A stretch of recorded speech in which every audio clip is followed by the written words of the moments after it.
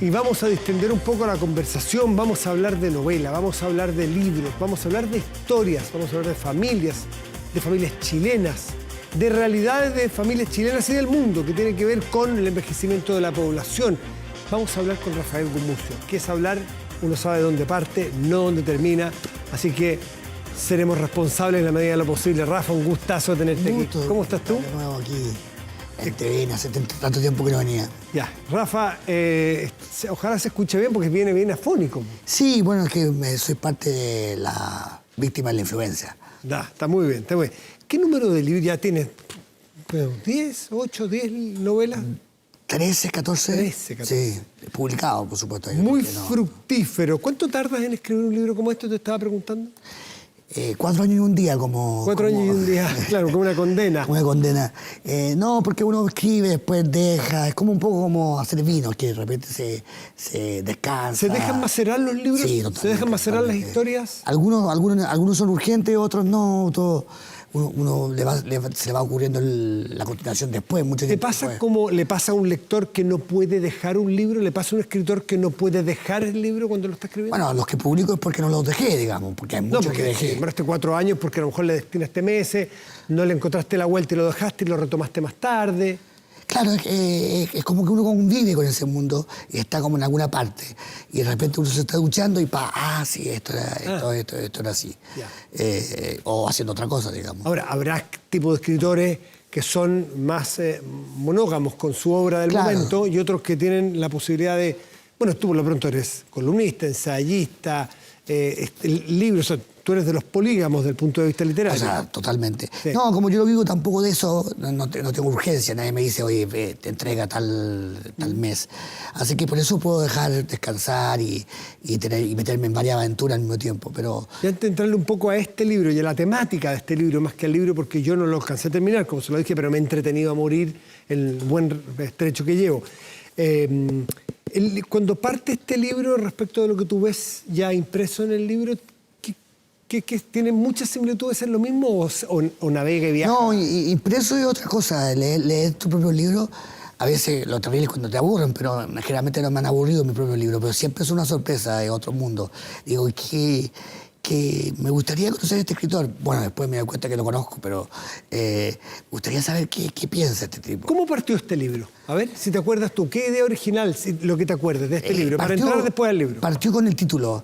Que es fascinante. Que es una telenovela que ya existe, pero yo no sabía que existía la telenovela. Pero dije, los parientes pobres, como para explicar Chile, como, ¿cachai? La otra palabra chilena típica es puerta adentro, emplea puerta adentro, digamos, pero eso ya había sido muy explotado. Entonces dije, los parientes pobres, esta idea de que siempre uno es el pariente pobre de alguien o uno tiene unos parientes pobres a los que no puede visitar o no te puede visitar.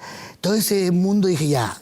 Y después se me ocurrió lo del chat familiar y lo de la pelea familiar y lo de la mezcla endogámica, digamos, que todos se meten con todo y todos están casados con todo y al final esto se transforma en un enredo. Pero el título fue la clave. Y ahí partió esa historia que va tomando camino propio, toma vida propia en la mitad de la... Totalmente. Sobre todo, en esta novela los personajes son muy importantes. Entonces, yo me puse el desafío de que 11 personajes contaran la historia.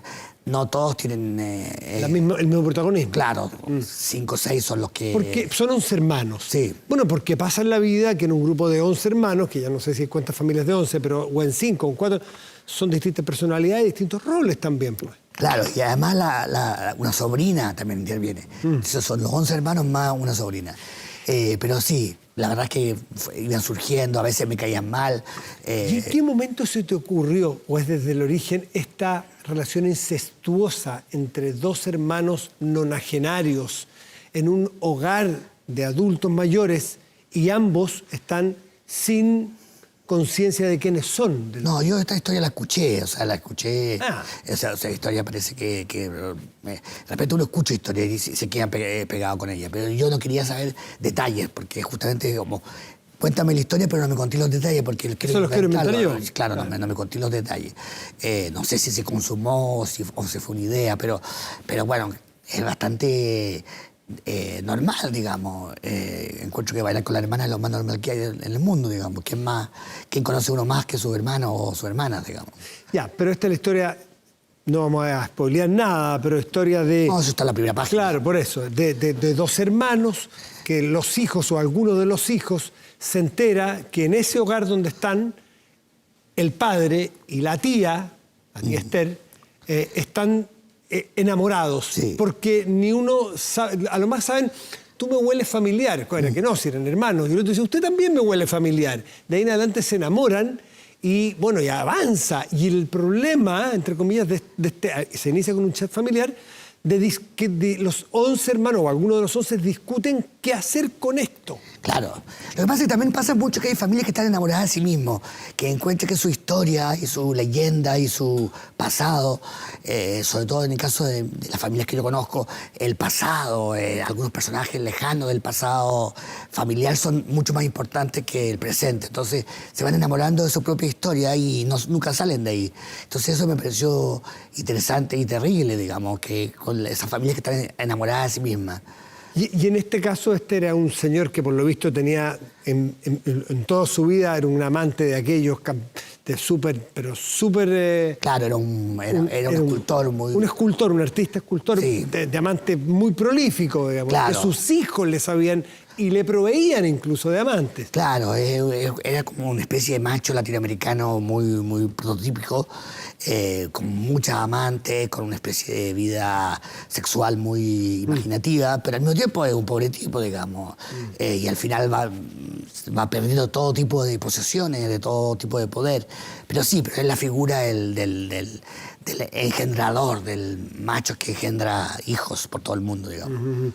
Y que también no solo tiene esta relación incestuosa en el final o en la parte final de su vida, sino que su mujer, la madre de estos hijos, también compartía con su hermana el amor con este. Claro, o sea, es incestuoso. Todo, y además varios de los hermanos tienen la misma esposa o la misma amante, digamos. Sí, hay muchos cruces como ese que me parecía muy divertido y lo iba inventando y decía, no, ¿cómo van a hacer esto? Pero era muy divertido jugar con eso. Uno puede pensar que se trata de la vida del adulto mayor, pero por lo menos, bueno, cada uno la mira quizás de donde le toca también, es la vida de la relación de los hermanos cuando les toca de alguna manera ir haciendo papeles que le tocaban a los padres, de alguna manera. Entonces, cómo enfrentar un determinado desafío y con distintas miradas de los hijos. Claro, y también es un poco la historia de Chile, digamos, que es esta especie de gran familia en que todos somos un poco incestuosos, un poquito complicados, un poquito abandonadores, un poquito abandonados.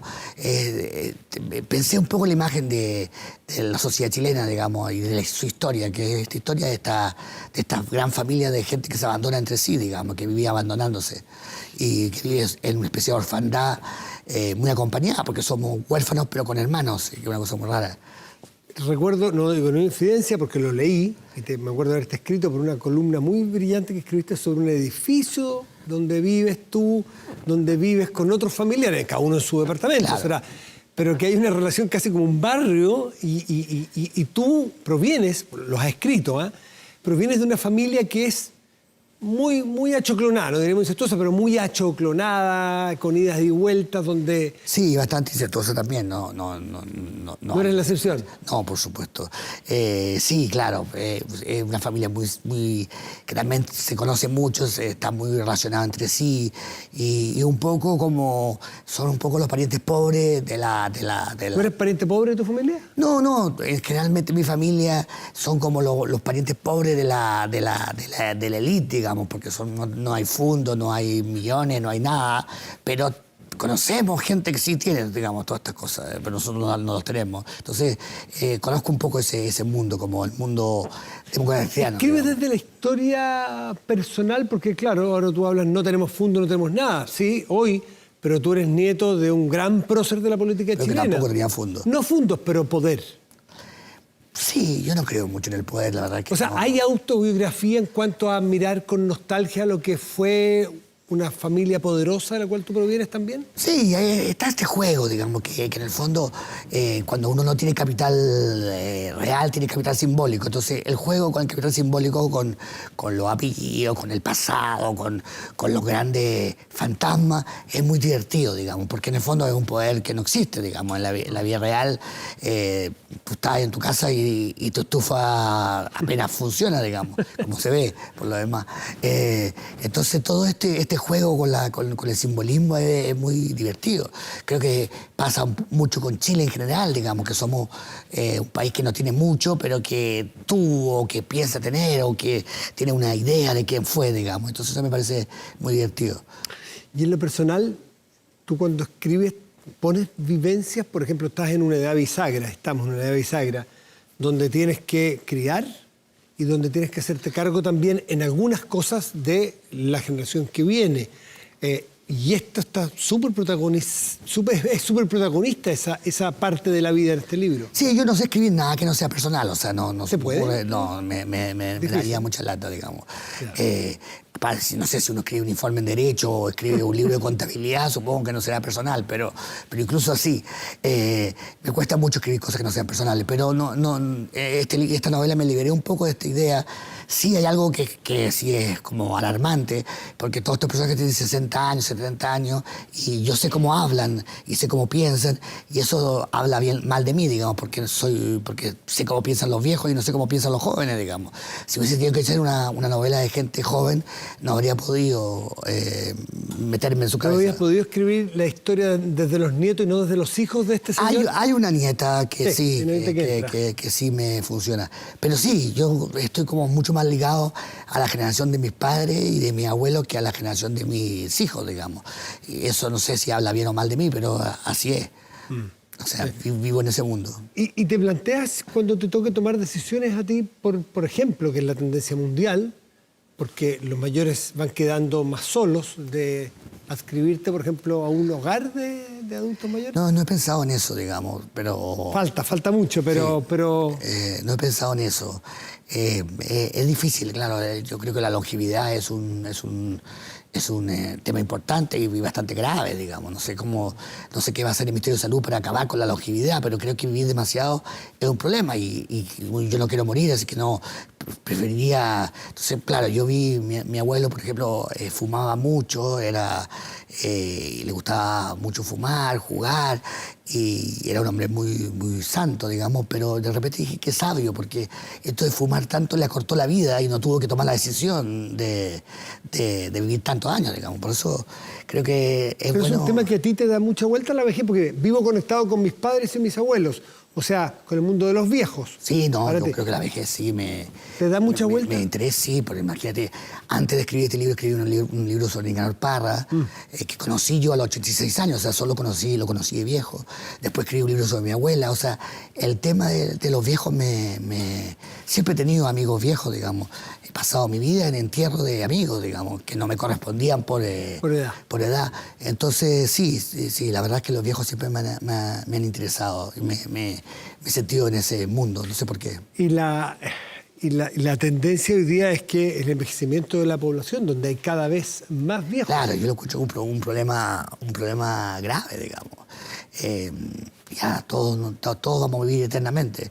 Y eso no sé si es bueno, digamos. Yo espero vivir eternamente, pero no quiero que todos vivan conmigo tanto tiempo. ¿Y la mirada cómo miras a los jóvenes tú? Que a veces miran con desdén a los más viejos y nos jubilan luego, pronto. Yo creo que no jubilan nada, porque además van a tener que vivir con nosotros en nuestras casas, así que no creo que nos puedan jubilar demasiado. Y eso me preocupa mucho, digamos, que no estamos proveyéndole a las nuevas generaciones independencia, derechos, casas. Eso me parece que es un tema súper preocupante que no está en la agenda pública, digamos. Que tenemos una generación entera que no va a poder vivir una adultez digna porque no estamos proveyendo los instrumentos, digamos. Es decir, debe ser terrible. Yo creo que es perfectamente elegible tener hijos o no tener, pero no poder elegir, o sea, no poder tener hijos porque no tienes cómo pagarlo, me parece un tema gravísimo. Creo que nadie se preocupa mucho de lo que pasa. Pero es curioso porque en un Chile mucho más pobre del siglo pasado o del principio del siglo XX, sí se podía tener a muchos hijos. Me refiero al punto de vista económico solamente. Sí, pero hoy día no, que es un no. país rico, no hay plata para tener los hijos. ¿No será que le estamos poniendo demasiada expectativa a cuánto debemos tener para tener un hijo? Puede ser, hay que ver cuáles son los temas. Yo no lo sé, pero sí sé que una generación viene bien castrada, la que viene después, y es bien heavy, digamos. O sea, es cosa de ver en nuestro medio, digamos, en el mundo periodístico somos los mismos viejos que estamos dando vueltas hace mucho tiempo, y eso también es preocupante, digamos. A mí me preocupa. No nos digas cómo, porque no necesitamos que nos cuentes el final del libro, pero en general las resoluciones de los hermanos, si dejar que el padre siga su camino o si el padre hay que corregirlo en su camino a los 90 y tantos años. En general, no me refiero a este libro porque no creo que cuentes, pero hay que meterse, a tu juicio, ¿hasta dónde hay que meterse? No, ¿Y hasta dónde hay que dejar libertad a una persona de 90 años si es que se está equivocando? Me refiero a una persona que no tenga o no esté en todos sus cabales. No, yo no tengo la menor idea, y si yo escribo novelas para no porque sepa qué hacer. No estás teorizando nada. No, para nada, no. No, lo que pasa es que aquí también el padre es un símbolo, no solamente es el padre, y estos 11 hermanos, podrían haber sido 20, pero son 11 porque son las 11 tribus de Egipto. Entonces, de alguna forma, ese padre es un poco este Dios que tenemos, que según Nietzsche ha muerto, pero parece que no muere, ese es el problema. ¿Te halaga que te digan que este es Donosiano, que es Donoso que escribía, qué sé yo, tantos libros que eran muy clásicos, retratos de un siglo XX chileno, que este sea el retrato o el inicio de más retratos del Chile de hoy? Bueno, yo creo que hay un parentesco de mundo con Donoso, no tan literario, digamos. Yo creo que es un escritor que yo admiro mucho, pero que tiene un tono completamente distinto al mío, digamos. Pero sí hay un parentesco de mundo y de obsesiones que nos tocó vivir un poco en la misma pensión, digamos, en la pieza al lado quizás, pero sí hay un mundo parecido. Y además creo que, bueno, siempre un escritor chileno que escribe una novela tiene como algún parentesco con Donoso. Donoso es uno de los grandes. Los parientes pobres, Rafael Gumucio, un libro de Random House, está aquí, ya está a la venta, le ha ido muy bien, muy recomendable historia, una crónica fascinante y muy actual. Rafa, espero que la próxima vez tenga voz. Y la próxima vez trae tu libro nuevo y tendrás voz. Sí. No es muy difícil porque tiene muchos libros. Rafa, como siempre, un gusto Oye, tenerte un gusto aquí. estar aquí. Que te vaya muy bien.